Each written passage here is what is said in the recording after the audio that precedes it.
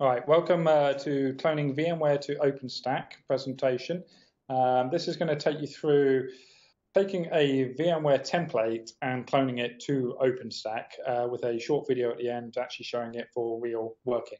I do actually have a reference environment if people really wanted to contact me after this, if they wanted to play with it, try it out themselves. I have an environment you could do that in if you wish. Yeah, contact me later. Okay, so what's the use case here? We're on-premise, we're VMware infrastructure, and we want to test OpenStack right now. But we don't really have the expertise in OpenStack.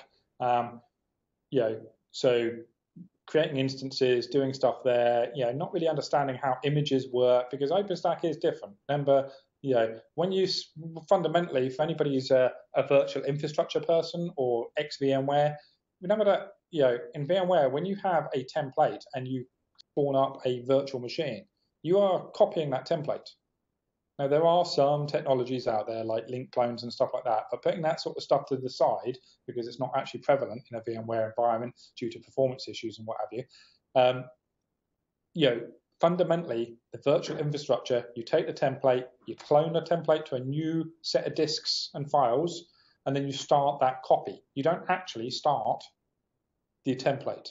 In a cloud platform like Amazon, like OpenStack, what you're actually starting is actually the image. You're just actually starting an instance of the image, fundamentally different. The disk footprint, for instance, on an instance is the differences between what you make on the image, but not the image itself.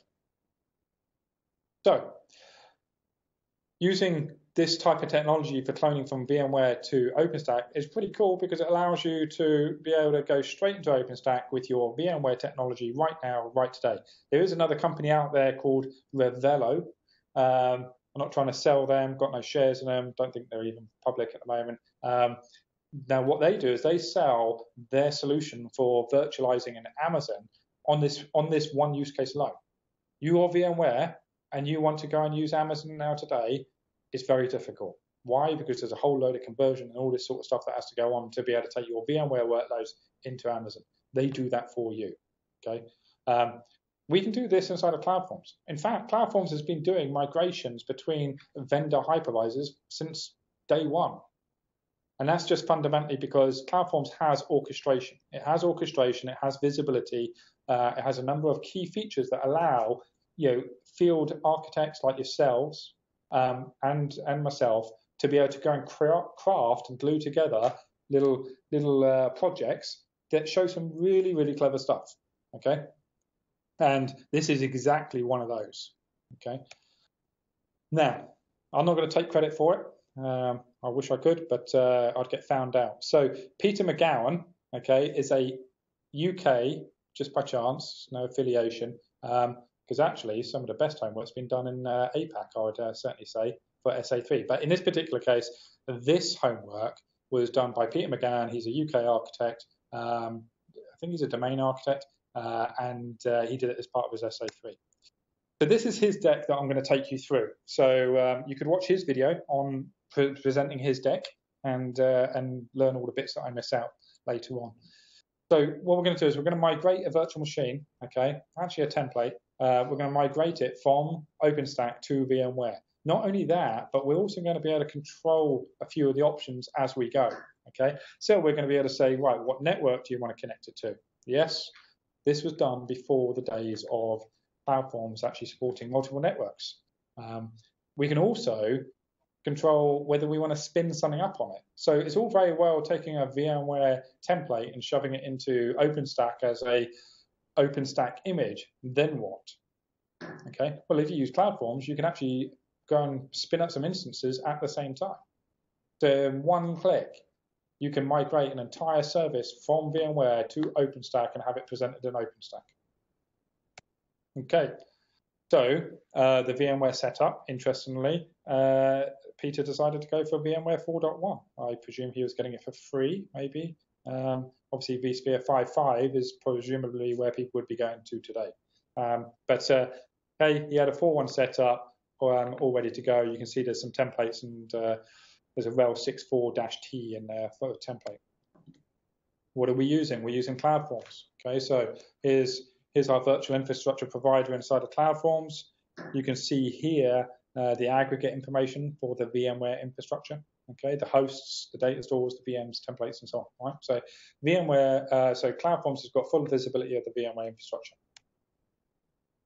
Okay, Active Directory integration, not required. Okay, but Peter felt that he has to tell you that he's got AD integrated into his environment. But like I say, that's not actually required as part of this.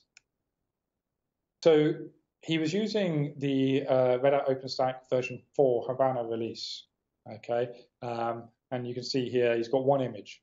The Cirrus out-of-the-box image is in his environment. He's got no instances in there. Okay, so currently, an OpenStack with just one image and no instances.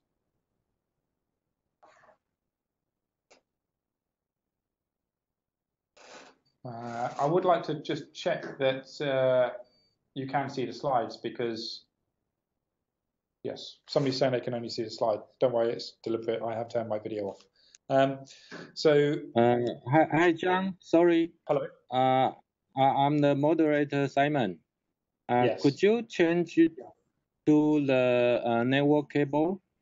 Because last time when Visual used Wi-Fi, the voice and the presentation is not very well.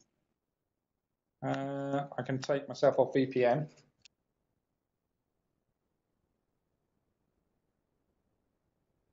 Why don't we try with that first, because network cable is probably not going to work very well for me. I was on the Wi-Fi recently. Just continue from here and see how this works. Okay, so OpenStack provider, you can see here inside the CloudForms, you've got the OpenStack provider. You've got the images, the instances. As you can see, instances is currently set to 0. Flavors. So I presume he's done this snapshot after he's done some transfer of images, clearly, because before it was only 1. Okay, so there's a number of challenges that he encountered in trying to do the migration.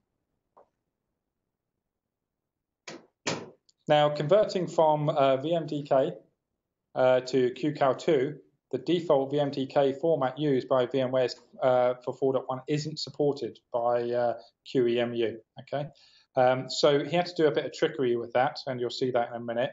But he investigated a number of tools to achieve the conversion process. So taking basically a VMDK and converting it to QCOW2, a number of tools can support that, but there was one chosen from that huge list. Okay, so as you can see, there's a number of researchers having to go on to actually work out why and what tool should be used. Another challenge that he came across was how to actually get the item into OpenStack. Okay, so we could do a image create via SSH into Glance. You could actually post it via HTTP to a virtual host, Apache host. And then you could also use the RESTful API on Glance as well. So 3 different mechanisms to actually get the image, the converted image, QCOW2 image, into OpenStack. And then the last challenge was, how do you actually recognize that the thing's turned up inside of CloudForms? You see, if you're going to give people the opportunity to be able to spin up new instances from the newly migrated image, how do you know what image to go and use? All right, so there may be other transfers going on at the same time. There may be other images being brought into OpenStack through other tools at the same time. So you need to make sure that when you spin up, you're not just going and saying, oh yeah, go and take the last image. Otherwise you'll be spinning up instances on something that wasn't maybe yours in the first place to spin up. Okay, so he has thought about this. And the approach he decided to take was to use Cloud Clone. So for anybody who's done SA2 training course, you will be familiar with Cloud Cloning, where we take a virtual machine and we move it, migrate it from VMware to Rev. Okay, so he used that procedure or that state machine as the basis for this example, using for going for VMware to OpenStack. He replaced a couple of the procedures to use different tools, basically. So instead of using OVF import, I think it's called, OVF import, which deals with the conversion of disks inside of, sorry, it's called OVF tool. Instead of using that tool by VMware, which obviously doesn't support converting to QCloud2 because VMware don't actually support any other technologies than themselves, what we do here is we use a disk manager tool and the QEMU. We convert it to QCloud2 using that tool, and then we use the RESTful API to suck it into class. Okay, that was the that's the final procedures that he decided to go with. Okay, so from a network point of view, this statement is still true today until 3.1 comes out, is tenants. Tenants inside of OpenStack are frivolous everywhere. That's how you install OpenStack. You have admin, and then you create tenants for your projects and so on. Well, CloudForms doesn't support those, unfortunately, at the moment. So until CloudForms does recognize tenants, you are at a loss with just the admin user. Okay. However, what we can do is we can pick up the individual networks at the moment. He had some coding challenges, maybe lack of familiarity with Ruby, but for those who have done SA3 or those who have done a bit of CloudForms now, I'm sure you'll agree that Ruby is actually child's play, and it's like my first programming language or scripting language. It's very easy. So he was able to get to grips with it pretty quickly. Documentation, fairly lacking. I would say that's more due to OpenStack side of things. You don't really need documentation for CloudForms Ruby because it is so easy. But obviously the documentation around doing this type of functionality, considering that we're the first, was lacking. Okay, people haven't done this with VCAC, for instance. There's no workflows out there in the real world where it's like, oh yeah, in VCAC you can migrate virtual machine templates from our technology to OpenStack. Doesn't exist. Okay. Yes. Okay, so coding challenges. One of the issues I think he was having was the ability to provision new virtual machines is spun up using an existing command, create provision request, is understanding exactly what the parameters are for those. If you attend my auto scaling presentation tomorrow, where you get a free Amazon workload to play with and do it yourselves live, you'll actually learn how to get over this coding challenge, this exact one, which is, how do I know what the parameters are that the request actually needs to fulfill? In other words, if I'm provisioning a VMware machine, that's going to be different parameters than it is to a OpenStack machine, okay, instance, and rightly so. Okay, so he realized that this was not an event, it's not an alert, it's not a policy, it's not a state machine, running off any type of event. It is quite simply a custom button. So configuring a custom button, which could only ever be executed on templates, was the way to go. Now, when you clicked on that custom button, what would happen? You'd get this dialog. So here's quite an extensive dialog here showing you lots of different options. You've got some comments that can be added. You've got a new image name that's going to appear inside of OpenStack, okay, for what it is you're transferring. You can choose a different provider. What happens if you've got more than one OpenStack provider? Which OpenStack provider do you want to send it to? And then he's got some reuse capability. Like we learned from doing Amazon imports and exports, if you're going to transfer something, you really only want to do it once and then delta difference and decide whether you're going to be doing it a second time. So he does that with the reuse checkbox. Finally, in the instance details box, you can see that he's got the option to migrate just the template only, do nothing but just just migrate the template, or let's migrate the template and launch some instances.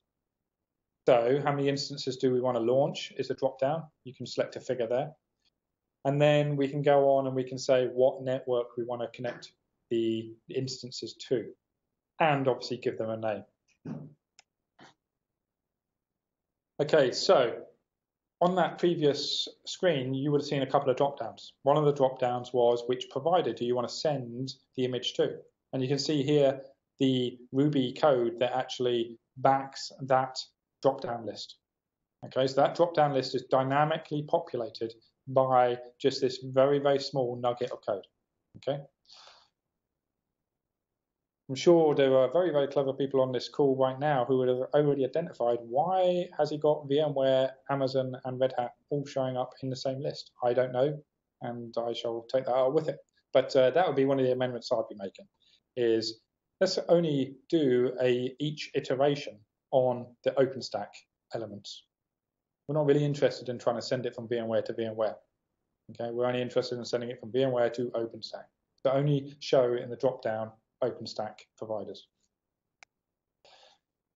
And then here's the slightly lengthier nugget of code that shows you how to get OpenStack networks.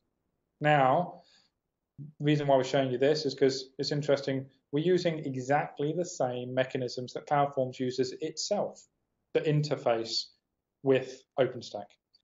There is what we call a gem, a Ruby gem called FOG, and it provides not only just OpenStack integrations, but it also does Amazon as well, and I believe even some others as well. So, but it allows you like Backspace and I don't know, Eucalyptus and so on. But it allows you to connect to cloud infrastructures and enumerate them and do all your funky stuff. So it's an abstraction API. And here's the nuggets of code that allow him to go off and go and get the tenant networks from Neutron. Okay, he created a namespace. Okay, so the namespace is bit63, and in there he's got some methods, and you can see cloud clone, which is the main method that goes off and does the actual cloning, and then the two helper methods that are attached to the drop-down boxes. Okay, get external management systems and get OpenStack networks.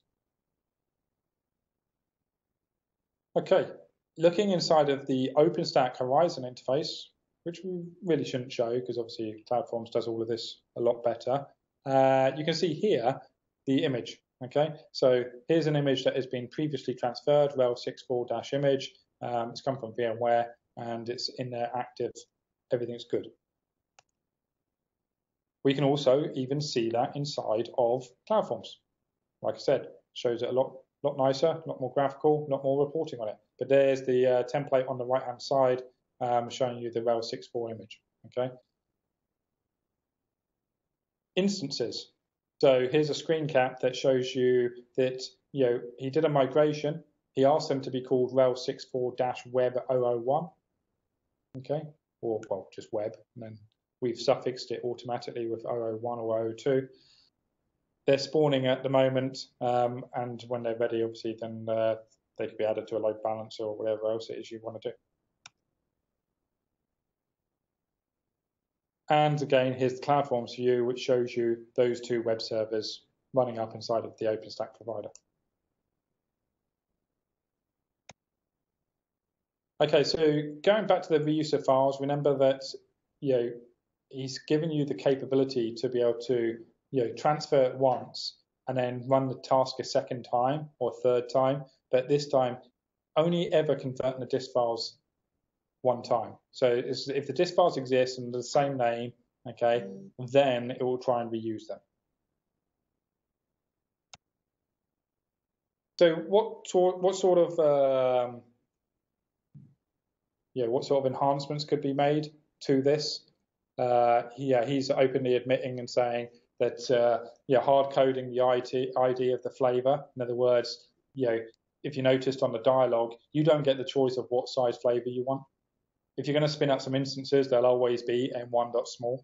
Okay, so you can give that as an option to a dynamic list swaps.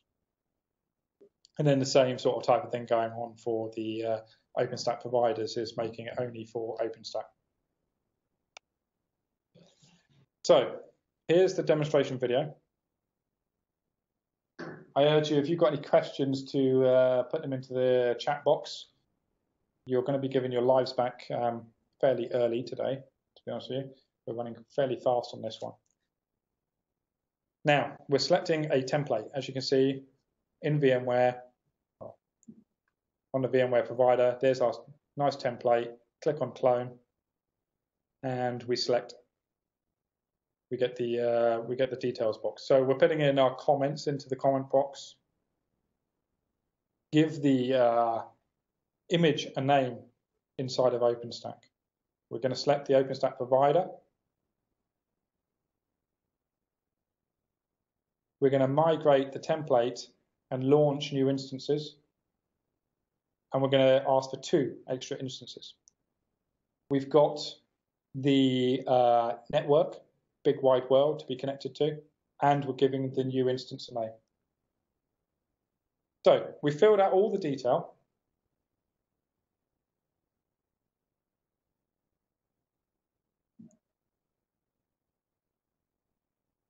Now you can see here, this is obviously not a public demonstration. Go straight into old school Red Hat and show you some terminal session and log files going on.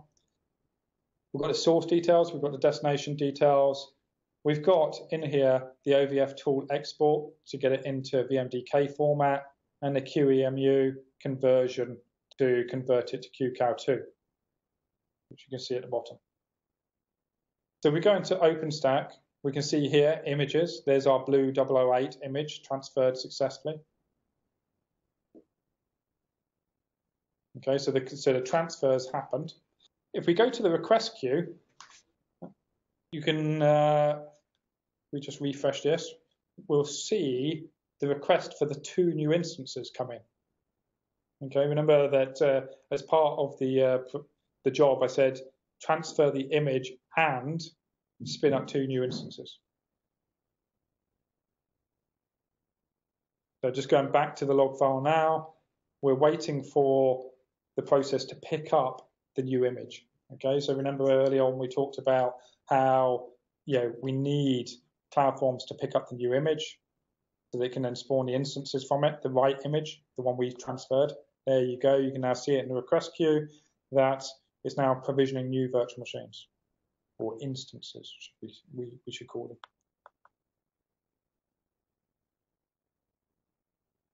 Okay, so CloudForms has taken this request, it's provisioning these instances. Wasn't auto-approved. I'm sure lots of people are putting their hands up, begging me to let them explain why. I shall tell you, save you the bother, which is the default setting for auto-approval is 1, and we ask for 2 instances. So out of the box, CloudForms automatically asks for approval. Now that just shows how well integrated this solution is. That none of this is smoke and mirrors. This is actually a real migration of a VMware template to OpenStack and real provisioning of those instances inside of OpenStack using our standard workflows. As you see, pending 2 is in the process of spinning up those instances. If I excite you some more by showing you a log file with the detail, you'll see that it's going through the approval, it's spinning up those instances.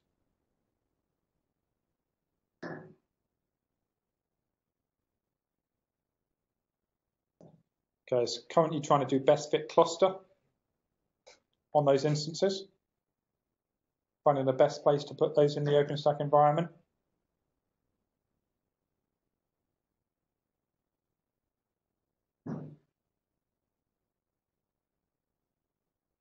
We're just waiting for that job to complete. Let's go and have a look at the instances.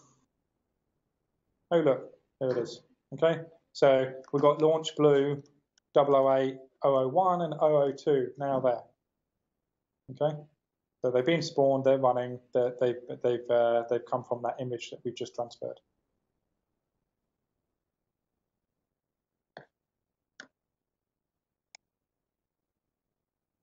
Okay, so that brings me to the end of that that little video showing you the demonstration of it. I'm going to open up to questions and answers, Q&A. Does anybody have any Q&A on that migration? Any questions strategically on where that is going? Okay, so very good question from Jeff. Hope the weather's treating you well, Jeff. The materials are all available from the SA3 spreadsheet. So for partners who are on this call, if there's any partners here, I suggest that you contact your affiliates inside of Red Hat to try and get access to the materials. There's no reason why you can't get access to the materials. They're not internal Red Hat, so to say, at the moment. And in fact, I could share with you right now that as part of the Manage IQ launch, which is the upstream version of CloudForms, this is actually one of the items of homework that is going to make it into the Manage IQ community as one of the very first StateMachine workflows for people to get their hands on. We're going to spruce it up a little bit more, clearly, but what we want to do is we want to make a big bang out there. We want to say, hey, with Manage IQ, for free, you can migrate from VMware to OpenStack. Quite simply by just running these type of commands, these type of features, and you can facilitate that. For anybody internal who wants to get their mitts on this technology right now, then go to the SA3 homework spreadsheet. It's version 3.7 in Mojo. If you're having trouble trying to locate that, send me an email and I'll send you a link. But go into that spreadsheet, search for Peter McGowan or search for OpenStack and you'll find the item there. There is a link to this presentation deck. There is a link to a video demonstrating it. There's a link to the actual materials for you to download. Okay, so you can actually import this into your environment fairly easily and quickly. Okay, you don't actually have to do a lot of work here. All you have to do is import in the namespace, configure out the button and the dialog, and you're running, basically. The presentation details how to set it up. And then finally, there is the last link, the fourth link, is a link to the review session that if anybody's been on SA3, then you'll know that we discuss the item, we talk about futures and any enhancements that could be made to that item. That's also as part of the set of materials that are inside of Mojo. Okay, somebody's asked, is there any chance we could ship this as a built-in functionality rather than a bespoke? I think I've just answered that. It is being put out into the open source community. Okay, so is it going to be shipped in the product? Yeah, I think so, as in it's going to be available in the open source community for you to go and get. Remember that CloudForms benefits hugely from the community drive for content. Okay, so there's going to be a huge amount of content out there. There's going to be content that is going to be for alerts, for reports, widgets. There'll be content for state machines, workflows. You'll be able to go in and you'll be able to download a workflow that allows you to integrate satellite and its SCAP features into CloudForms. Why? Well, because some kind gentleman in Sydney wrote that up the other day and presented it as their homework. So, will that go to open source or will that stay closed source inside of should never have said that word, backtrack. Should that become part of Red Hat's value add? Okay, so, if you think about it, CloudForms is going to be the chargeable subscription-based equivalent of Manage IQ. We have to differentiate between what CloudForms is and what Manage IQ is. And one of the huge differentiators between Manage IQ and CloudForms is going to be content. And that is why I spent a lot of time trying to chase down people to do their homework, because those lucky few who did their homework and got a lovely jacket for doing that also get the kudos from their homework either going into open source Manage IQ or into CloudForms. And that just depends on commercially how sensitive that homework is. This particular one I've shown you today, that is commercially advantaged to be put into open source. Keeping it internal to Red Hat isn't. The SCAP example it's definitely commercial advantage to keep that inside of Red Hat. We don't want that going out into the real world, into a freebie world where anybody can get it. Okay, so anybody else got any other questions?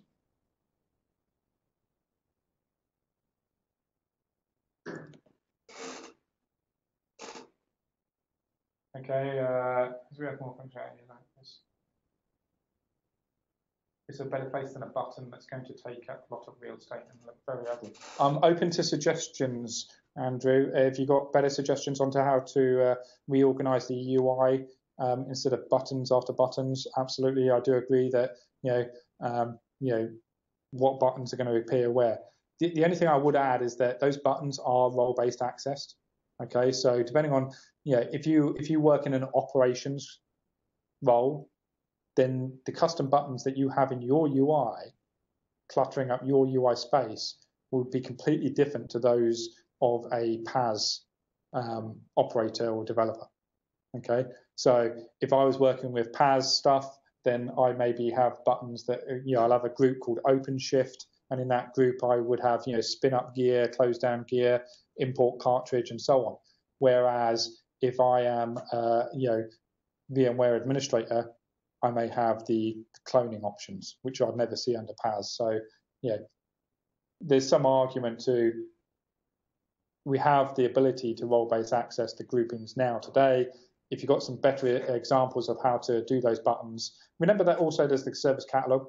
Okay, so certain tasks you may want to put into the service catalog. So for instance, if you're in Amazon and you want to order a new load balancer, would that be a button or would that be a service catalog item? I would suggest that it's more likely to be a service catalog item. Okay, so it wouldn't actually appear as a button. Also buttons can appear within inside of services as well. They don't actually have to exist inside of VMs. Okay, so depending on what you're doing, it may be a service-centric view of things versus what it is.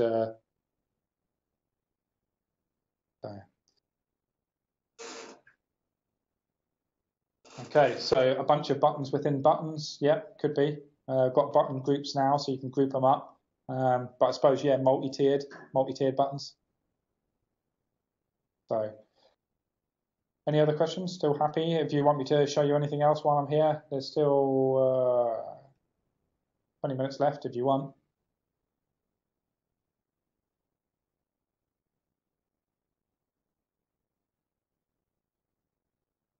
Okay.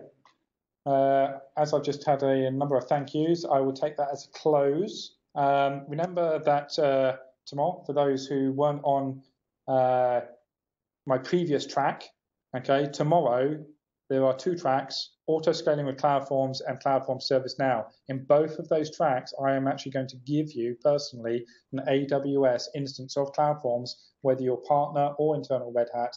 You can, you'll be given an IP address, you can go into that CloudForms, it'll be your own private little CloudForms, and you will actually do a couple of things with it. In one of those tracks, you're going to actually create a service that can auto-scale, which is quite cool. People like to see that in POCs. If you haven't done that yet, I'm going to show you how to set that up. And then as far as the ServiceNow one, that's actually, I'm going to train you in how to operate ServiceNow. So if you're wanting to extend your CV, go and work at ServiceNow, that's the track for you. So I will show you how to go and create SOAP interfaces with inside of ServiceNow and connect them just by chance to CloudForms and provision some virtual machines through them.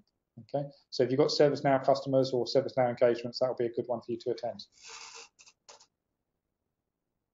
What should you get to access to EC2 instances? There should be an email going out by Quentin if it hasn't already, but there's a Dropbox location where I'm going to put a spreadsheet of IP addresses, and it will also be put onto, that's for mainly partners, but for external people, sorry, for internal people, it will be a Etherpad link. But basically, somehow we need to get anybody who is on the course an IP address. Once you've got an IP address, then we'll go. All right? It'll be fine, I'm sure. Okay, thank you, everybody. Thanks for attending. Catch you later.